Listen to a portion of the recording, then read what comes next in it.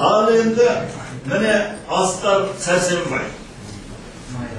Бұл азамат бүкіл біздің содан бері қарай осы жасап жатқан дүниеміздің барлығына қатысты.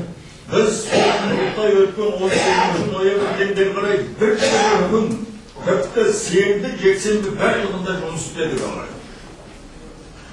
Сондықтан мен сіздерден де өтінемін.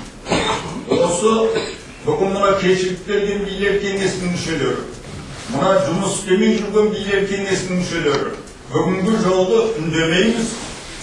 Келесі жолы біз беттерімізде қатты әңгіме жүргіземіз. Сондықтан келдіңіз бе жұмыс істеп? Барлығымыз тегін жүргеніміз жоқ, уақытымыз жоқ, сол уақытта жұмыс істеп отырмыз. Сондықтан міне 3 адам сайланды. Екінші мәселе бойынша өзіміз информация жасап,